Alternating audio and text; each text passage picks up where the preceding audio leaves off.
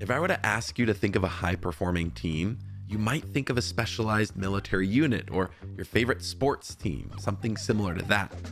When we look at high performing teams, it's fascinating to see that they can output so much and just execute so far above what anyone else is capable of. In the world of industrial organizational psychology, we're extremely interested in studying group dynamics. We're fascinated by understanding the ins and outs of what equals high performance. Well, there's 7 different attributes that high performing teams possess that I'll break down quickly here today.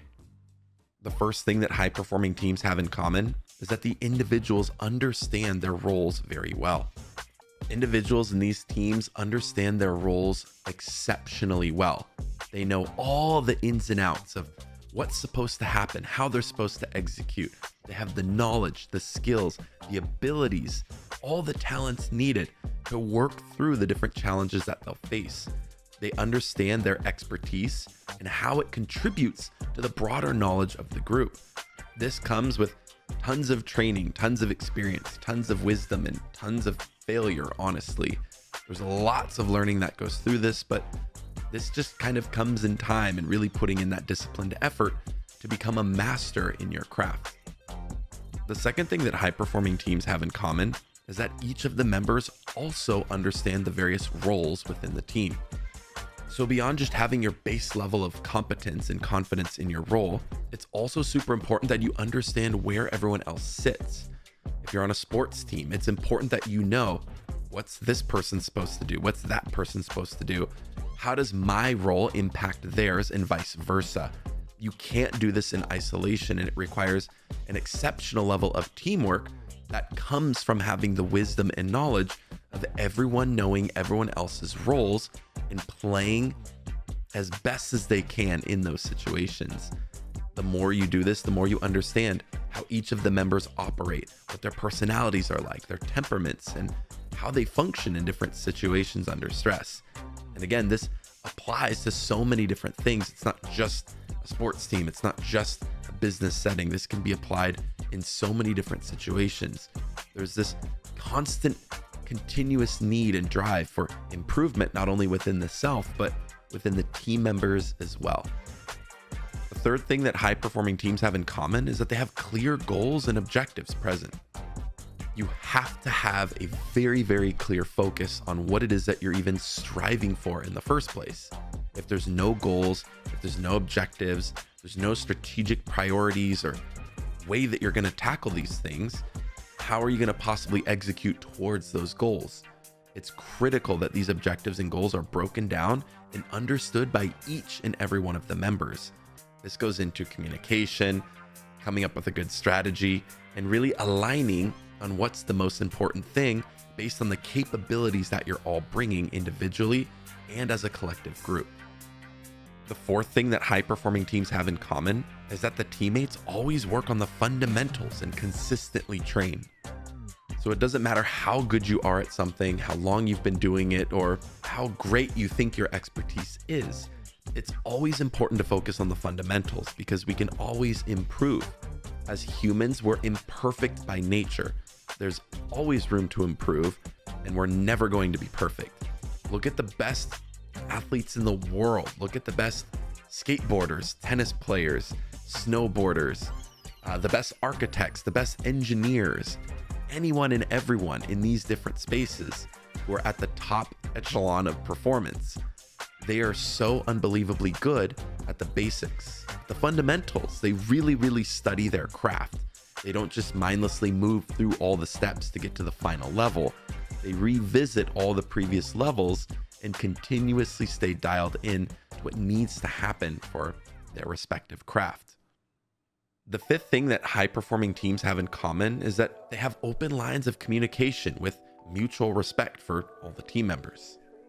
They can share ideas within the team and communicate without fear of retaliation when they have concerns. They can talk about anything and everything together. There's this brotherhood or sisterhood that exists between the teammates that is unbreakable.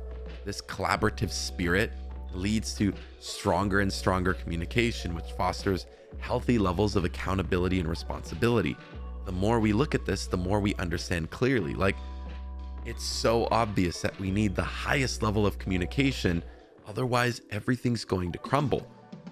The sixth thing that high-performing teams have in common is that there's a shared vision, dream, or goal that's present.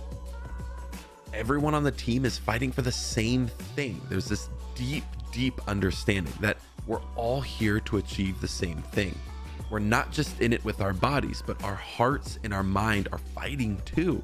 There's this endless battle to move forward, to be better, to progress, to achieve something absolutely incredible. What's the point in anything if you're not enjoying it along the way? If there's no reward, if there's no accomplishment, if there's literally nothing, you're not getting good rest out of it, you're not getting good work out of it. Certainly there needs to be some goal, some vision, some desire, some dream, something, right? For the highest performing teams to achieve amazing things. One example I'll use is from my friend Justin, who's been on the show before. Justin has spent well over a decade mastering his craft and doing all these things that I've mentioned in this episode so far. He's worked with his friends and family to build this massive empire in the YouTube space to entertain people and give back to the world in really fun, interesting, unique ways. And if you look back and you see the history of what was done here, one of the common threads is that he had a similar vision with all the people he was working with and all the people he was collaborating with to make this thing a reality. He wanted to make people laugh. He wanted to contribute happiness into the world and help people unplug from their day-to-day lives and just forget about all the BS and crap that we have to deal with. There's so much going on in the world, and when you go to his streams, when you watch his videos, it's the funniest place. It's such an easy place to just get rid of all the stressors, unplug from life and say, you know what, for this brief moment in time, I'm hanging out with some people who are fun, who are cool, who are interesting, who are making me laugh. And they literally receive countless messages, countless amazing notes from people that are just saying how much they've impacted their lives. And all of it goes back to this shared vision, this shared belief, this shared dream of contributing something better and bigger to the world around them. There's so much more that goes into it also, but that's just an important facet of one of the things, amongst many others, that makes him and his team so exceptional. The seventh thing that high-performing teams all have in common is that they have an exceptional coach or leader. Now, I could make 100 episodes on what makes an effective leader or how to actually lead people and what the difference is between a manager and a leader. There's so much in the world of IO Psych that we talk about when we think of these things, and it gets pretty nuanced pretty quickly. I think one key component of all this is emotional intelligence, understanding your place in your team and how you effectively lead, utilizing your emotional intelligence to understand what are my emotions, how do my emotions, feelings, actions impact other people, and vice versa. Do you even have the self-awareness in the first place to be aware of these different things? This emotional intelligence is key to helping you understand what your different team members need to help them optimally perform.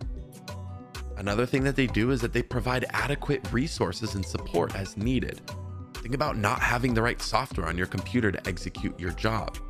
Think about not having the proper equipment to be safe during your sports practice. This is why it's so crucial for the leaders to understand what the different needs and wants are from the team members to help them properly execute their jobs at the highest level. They also understand that deep rest is just as important as deep work.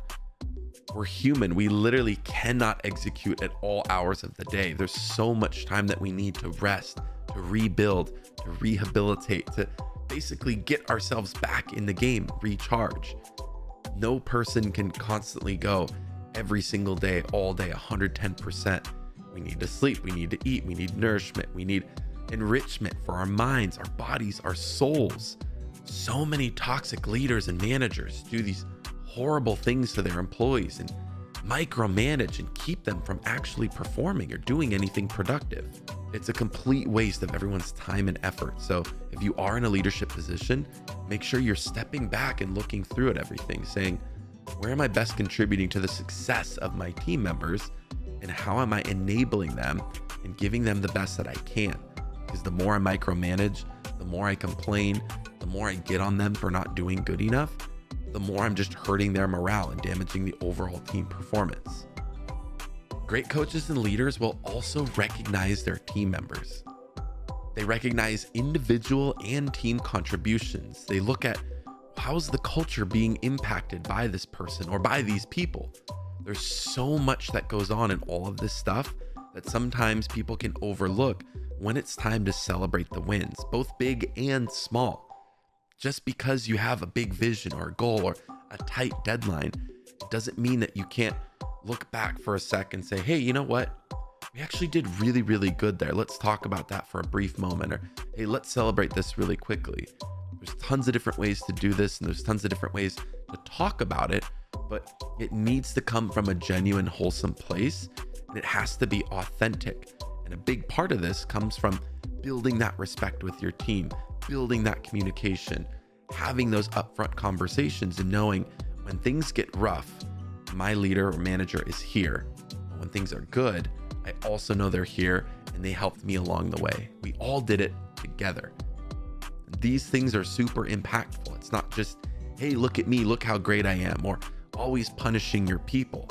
Again, the more you micromanage, the more you get on your people and just get frustrated and angry, the more you're literally crushing morale and completely ruining performance for everyone. A manager has the title, but a leader has the people. Great leaders create other great leaders. They know when to adapt and follow, and they know when to step back and let their capable members execute at the highest level. They are there to remove barriers and help assist the team as needed in any way possible. These were the general 7 things that all high-performing teams will have in common to some different degree. I hope this was valuable to you. I hope you can take these and look at your team, wherever it may be, and kind of break this stuff down and see, is there something we're missing from this list? Is there something that we're kind of not really dialing in as much as we could here? A huge part of this is helping to contribute to your psychological safety and also for your team members as well. Take this as an initial approach to group dynamics.